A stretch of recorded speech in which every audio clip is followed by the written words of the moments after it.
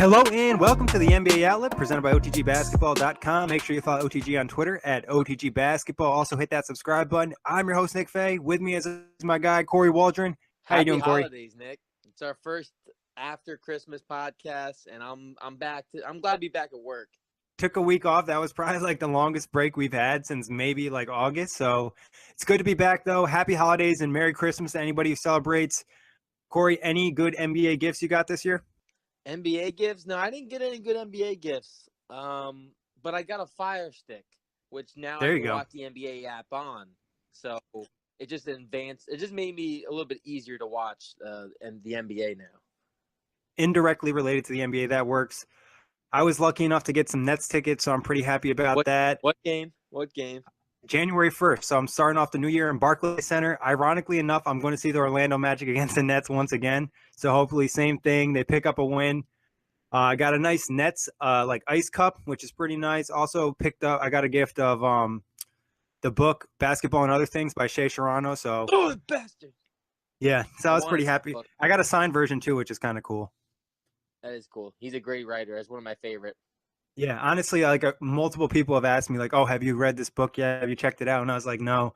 I was like, can someone grab this for me for Christmas? And I got it. So lucky enough. But I'm ready to talk some hoops. Like you said, we haven't been back here in a while. So much love and happiness around the holidays. I feel like one team is catching shade, and that's the Toronto Raptors. Quietly have the best record in the Eastern Conference, but no one's showing them any love. 4th in the league in offensive rating, 6th in the league in defensive rating, and 3rd in net rating. But still, nobody really talks about the Raptors. Why? It's because it's Toronto, right? Like and I don't mean that. I mean that's a really broad thing to say on my part.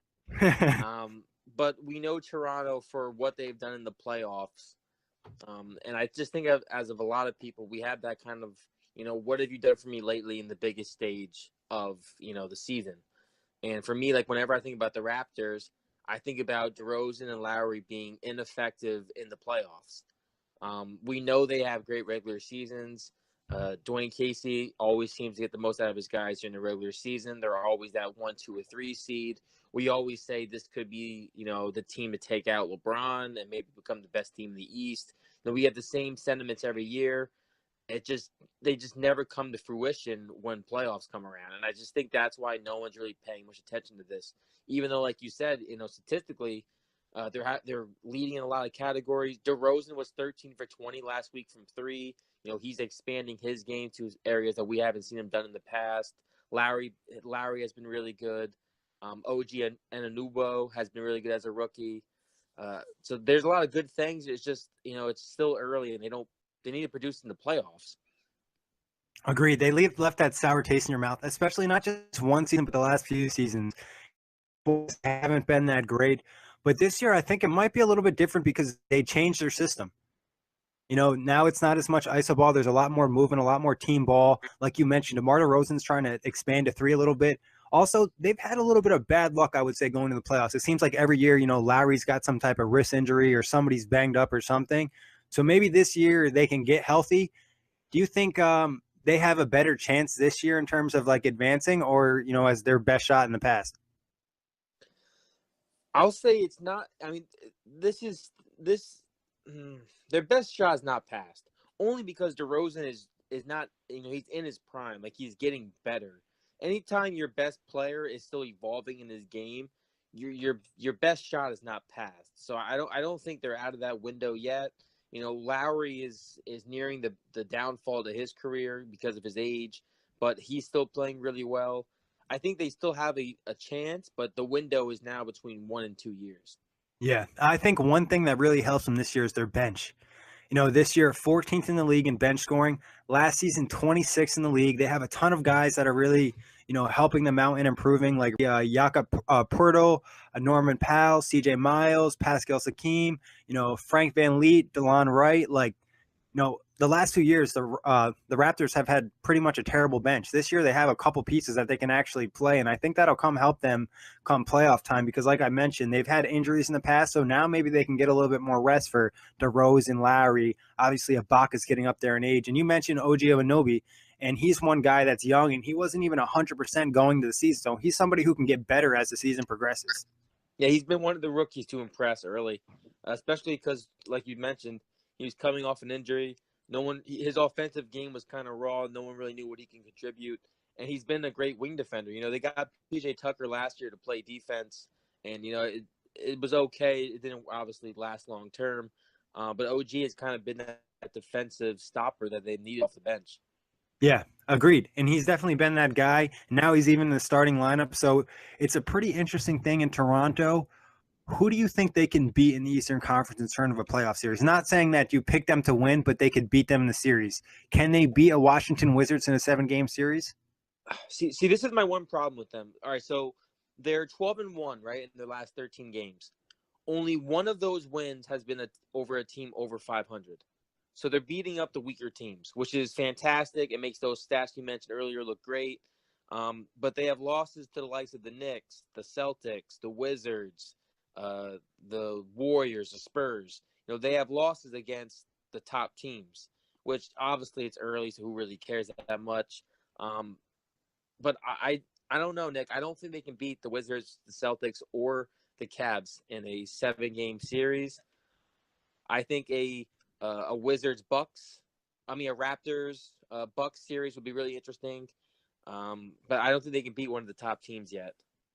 So do you think they should pull the trigger and maybe move one of these young bench pieces in a pick to maybe pick up a DeAndre or a Marc Gasol? Is it even worth it?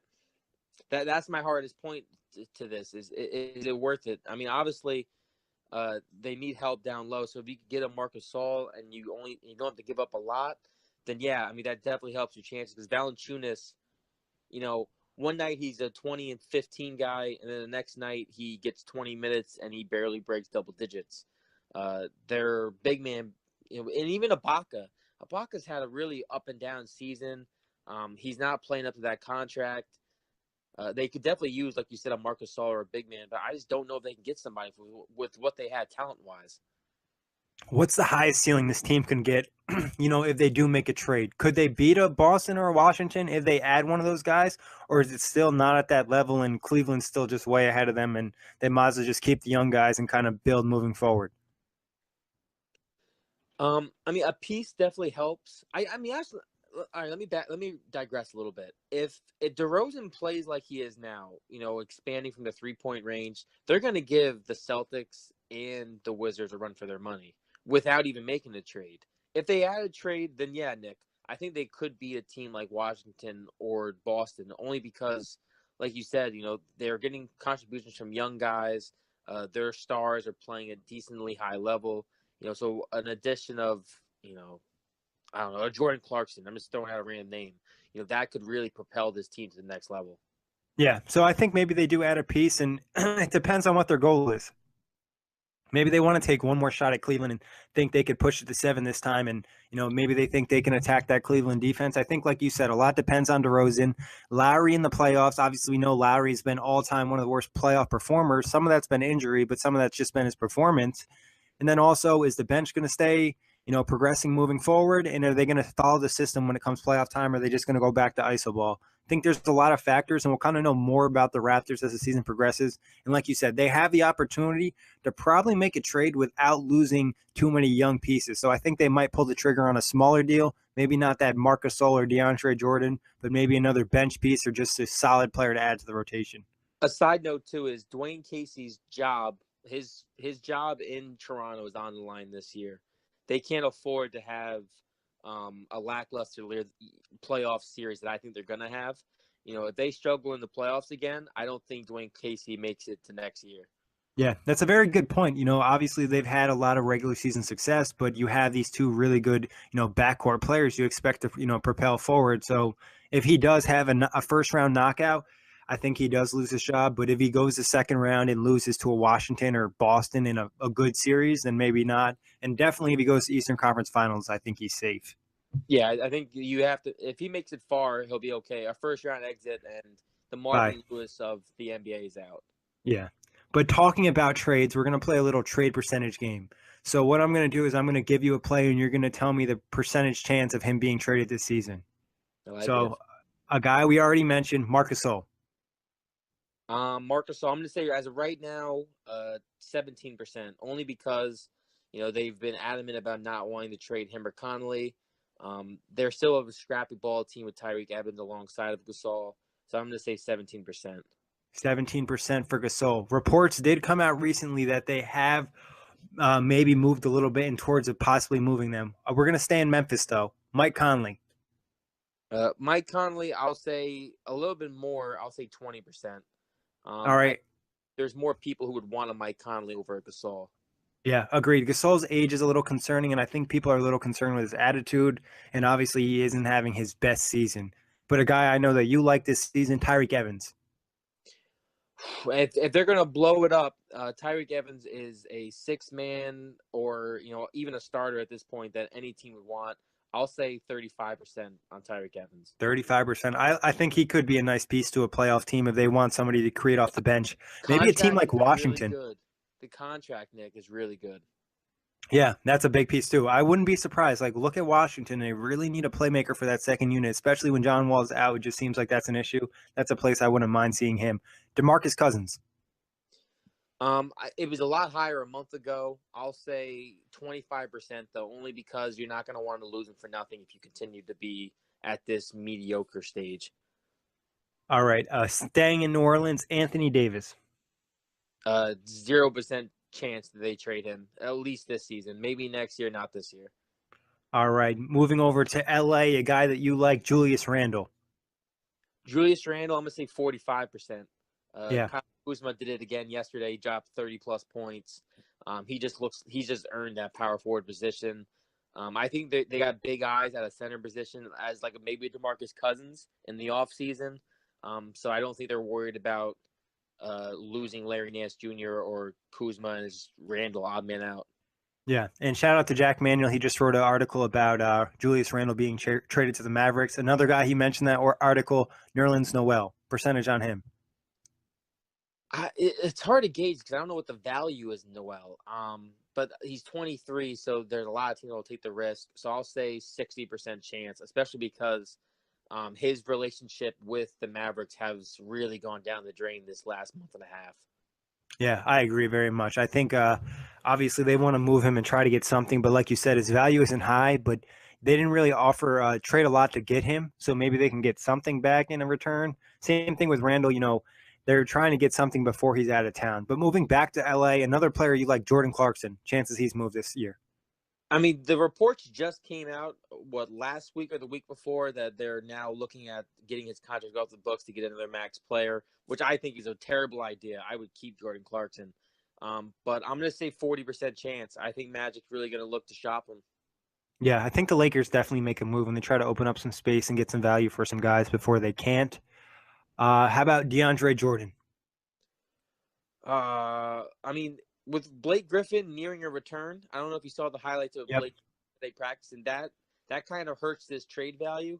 But I'll say again 40% because I think we've seen him sputter a little bit without Blake, even though Austin Rivers and Lou Williams have been very good in his absence. That contract and him needing to be re-signed, I think they let him go. Yeah, I wouldn't be surprised. And I think they just have so many injuries across the board, they won't be able to make up for it. But a guy that you mentioned, Sweet Lou Williams, percentage on him? 65%. Lou Williams, unfortunately, seems to be a guy who almost at every trade deadline is on kind of sputtering.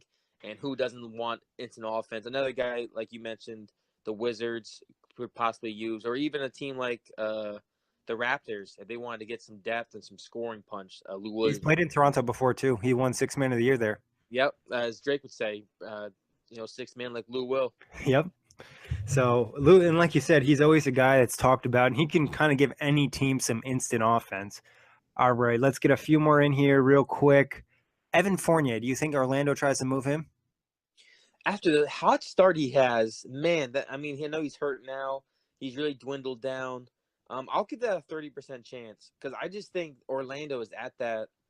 They messed up bad with the Oladipo trade. They messed up bad with the Tobias Harris trade. They lost out on these guys who turned out to be pretty good, and they're, hot start back to mediocre.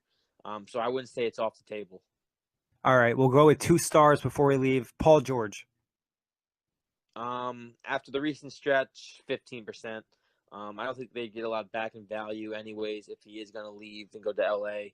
And he's been playing too well for them, at least defensively, and now offensively he's found his stroke again.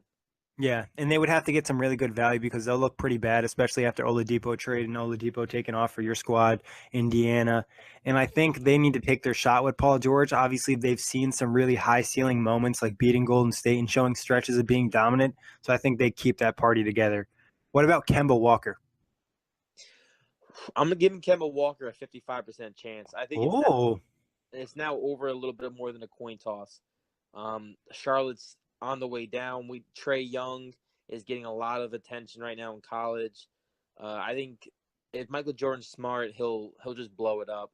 they Dwight's need been to. great, but Jeremy Lamb, a lot of these guys have a lot of good value, and you can get some good draft picks and everything else if you made some a fire sale. So I think Kemba could be on the move. Yeah, and you need to kind of give up a star to get rid of some of those bad contracts we talked about a few episodes ago.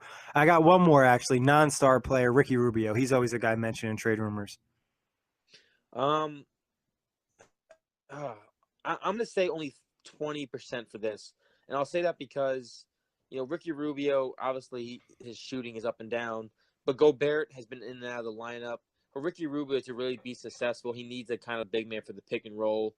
And I think with Gobert, when he eventually comes back, his numbers will go back up. Yeah, Rubio's a guy I think if they got a solid offer, they'd probably take the move on because of the luxury of having a Donovan Mitchell and you're like, all right, I'll give this kid more ball and more touches. So I think that would possibly work. You got any trade percentage guys for me? I do. Courtney Lee.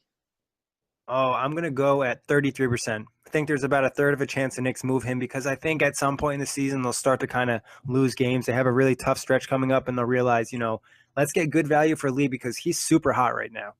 Yep. Kent Bazemore. I'm going to put that at like 10%. I think probably 5% because I don't think they move him because I think nobody wants that contract and he hasn't really progressed enough that somebody would have value for him. Fair. Another Atlanta Hawk, Dwayne Dedman, when he comes back from injury. See, that's a tough one. If he's healthy and he shows he's 100% healthy, I think that there's probably a 20% chance because I think they wouldn't mind keeping him. But if someone offers a good deal, it's just like I think that center position just isn't as impactful and teams aren't really attacking that as much as they have in the past. All right, I got three more for you. From Miami, Goran Dragic. That's a good one. That's a real good one. This is tough. I'm going to put this at 10% because he's playing so bad. I don't think Pat Riley moves a player when his value is so low. If he somehow picks up and gets hot, I think I maybe move it up to 25% because the Heat probably do make a move. Their roster is just so mediocre right now, and they probably want to make a splash because they have a couple, good players, but they really need that great player. And Hassan Whiteside's been banged up, and nobody's really showed up to be that star player they need. Yeah, keeping it with the Heat, Dion Waiters, because pretty much their backcourt at this point looks very expendable. Yeah, I think I'll put that at 0%. I don't think anybody wants to trade for Dion Waiters. I think he's banged up right now, and I don't know if that's a guy you want to add to your team midseason. Ooh, I like that. That's a fair point. Last one, Sacramento Kings, George Hill. This is a tough one. It depends on how much I'm buying into the Kings management. If they really want to keep the locker room happy, I think you put that at probably 40% because you want to get anybody on happy. Actually, maybe 50%. If you really want to get out, people who aren't buying into the culture, you get rid of George Hill, even if you have to take less value. If they don't really care and they haven't changed, there's only about a 20% chance he moves. But if the Kings have really changed, 50% chance George Hill is out of here. All right. That's all I got for you. I like that. All right. I like that. Yeah, some good ones, some good role players too. But another game, we're going to keep it fast paced. We wanted to bring back some excitement after taking a week off. So I'm going to give you some guys, and you're going to tell me if they'd be better off or worse off on a new team. Okay. All right. First one, Devin Booker. Better off because he wouldn't have to score 30 plus a game. He might actually have to play some defense. I like it. A guy that Devin Booker would like to play like Klay Thompson. I think he'd be worse off on a better team. Even though his numbers have dropped without Curry on the floor, that's just the Curry effect. Curry is that great, and that's just Curry. I think he needs to have that kind of support around him to give him the kind of looks he gets, even though he's a phenomenal scorer. That's a very good point. I think a lot for him would almost be like, what situation is he in? Because like you said, if he was in an ISO situation where he had to create himself, he'd be kind of screwed. If you put him with a James Harden, he probably could be better because he'd get more touches in Houston or something like that. So it's kind of like a better or worse. CJ McCollum, I'm staying at the 2 guard spot. Oof. I think worse, only because I think CJ McCollum's having a bad year in general. He just doesn't look as explosive to me, and his shot hasn't been as good. But I think he's worse off if he has to be like the number one on the team, aside to being the number two to a guy like Lillard. Gotcha. CJ, he's definitely, I think what you said is kind of correct, is the fact that he's not doing well this year. The one thing that would make me nervous about him being my number one is his lack of athleticism. He's more of a crafty guy. And I think when you start to get more players sent at you, it's harder to kind of deal with when you're just crafty and not necessarily athletic. And it But helps to have a really athletic guard and like Lillard next to you. exactly. And just obviously, I think he's good in a duo. Chris Middleton. I'm obsessed with the wing position, I guess. I don't know. I didn't even realize this. Chris Middleton, I think he's worse in a bigger role or in a different role. I think he's perfect as a number two or number three option to a superstar. He's got that great length, a really good defender who can knock down threes. I think he's kind of like a Klay Thompson. He can give you more when he's not the focal point of the defensive strategy.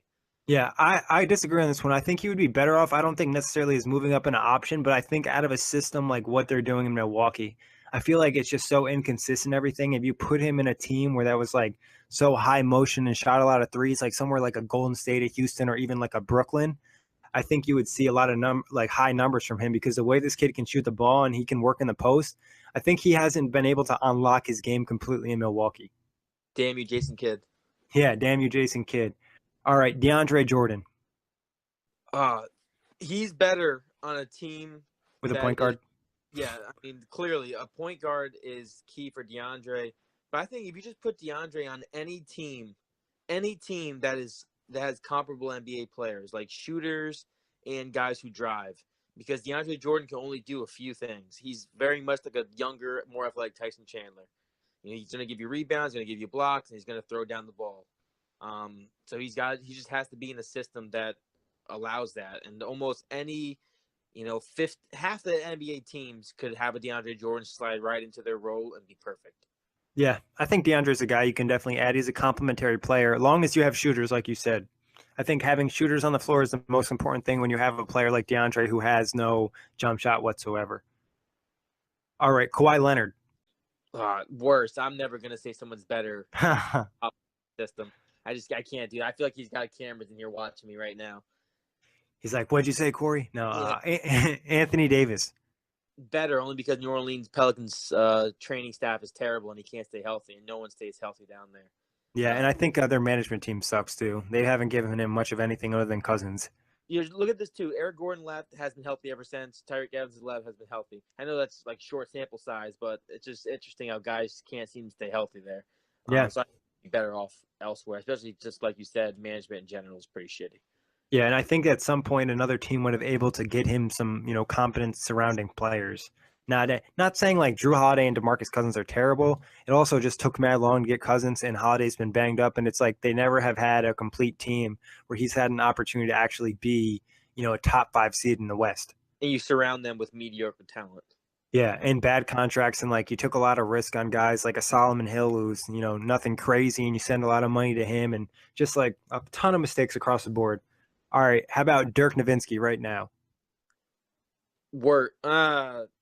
Better, because he probably wouldn't be playing as much if he's anywhere besides Dallas. Yeah. So better, because the less floor time for Dirk, who looks like he hurts every time he walks and moves. He just looks he looks really out of shape. Not out of shape, just like he's just old. He looks old. I think he'd be better off not playing. Yeah, I think he'd be better off probably, like you said, another situation, less, opportunity, smaller minutes, maybe a few here and there, better teammates, and just like better surrounding for him. All right, Lonzo Ball. Ooh, very interesting. I'm gonna say worse. Yeah. I think the Lakers system for him is just perfect. Just run the ball. Give it to the guys who can dunk with like Larry Nance. You give it to the 3-point shooters you have in Kuzma, and Kuzma's everything. Who the hell am I kidding? KCP when he actually hits a shot. Ingram. I think LA is the right role and situation for him. Yeah, I think so too. I think at first glance you're like, all the hype is tough for Lonzo, but I don't know if any other organization or somebody like Magic would invest so much into Lonzo. Like they're all in on Lonzo Ball. They moved D'Angelo Russell because they wanted to get Lonzo Ball. So like I think that I don't know if any other team is willing to go all in on Lonzo like that. But that's all I got. Any names for me, Corey? Yeah, Jordan Clarkson. Mm, I really have a hard time gauging Jordan Clarkson, to be honest, just because of the Lakers, not being that good in the past. Um, I'm gonna probably say worse number wise, but he'd probably be a better player because he'd kind of focus more on the rest of his game a little bit more. I think scoring wise, he might go down a little bit because he has a good amount of opportunities with the Lakers, especially with Luke willing to bench Lonzo at times. So I think on another situation, his numbers might be a little less, but he might be a better player because he'll be surrounded by other guys and he'll pick up in other ways. Yeah, I am to the same notion of it's really hard to gauge Jordan Clarkson because one game he'll get like 30 minutes, like last night, he looks really good, and then the game before he'll get like 21 minutes, and he just never gets going. So I agree with what you just said. Derek Favors, I'm sticking with the big man. I flipped on you. Yeah. Oh, Favors. This is a hard one too because Favors is a guy that's like you watch him every few months. When you watch him, it's a different guy. Last year when he was banged up, he looked so bad and he couldn't even jump like a foot off the ground. Then this year, he's seen a little bit more spry and more athletic. So I think I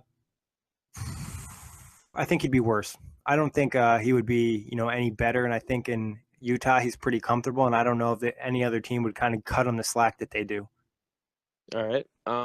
Zach Randolph. I think he'd be worse because he just gets plenty of touches in Sacramento because they're so bad. Literally, I was gonna say, is it just his touches in Sacramento, or is he actually having like a phenomenal year? Because even his efficiency is up. Yeah, I mean he looks good, but obviously I think like anytime you have the ball a lot, it's a lot easier to be good. Like All right, I got three more for you. Reggie Jackson. Reggie Jackson, he would be worse because I think he's so inconsistent and Detroit needs him to be good. They have to play him. Where so on another team, they're like, all right, bro, you're just going to be our bench guy. We don't have to invest in you. And I say that, and I just saw the score. It is currently 33-13 Pistons over the Pacers. So Wow. my Atlanta. God. Next up, Joe Harris, your boy. I think very few teams he'd be better in would be a team like a Houston, like any team that shoots a lot of threes, and only one team shoots more than the Nets, I think, or a few, and that would be like the Rockets. But I think in Brooklyn he gets more touches than he would elsewhere. But shout out to Joe Harris because that dude has improved his game dramatically in one season. All right, last one, Harrison Barnes. I think he'd be worse because I think he'd go back to being that passive aggressive type of player he was in Golden State. Because he's not even that aggressive in Dallas, and they kind of want him to be. Yeah, so, he's still very passive. Yeah, and you expected him, like, he had some really good moments when he first got to Dallas, and it looked like he was going to kind of turn into an all-star type player, but so much for that. Yeah, I mean, he still got he still has potential, but I agree. I think he'd be worse if he goes to any better situations. Yeah. I think the mindset for Harrison Barnes just quite isn't there in terms of being an all-star. It could change, though. Obviously, we've seen players, your guy Victor Oladipo, he's a different man than he was in OKC. So I think things can change in 1 year, and all it takes is one off season. But that wraps it up for today. Happy to be back, and as always, you can listen to the NBA Outlet on iTunes, Blog Talk Radio, and OTGBasketball.com. Thank you for listening, and Corey, thanks for hopping on. Always a pleasure, Nick. Everyone, stay tuned for next episode.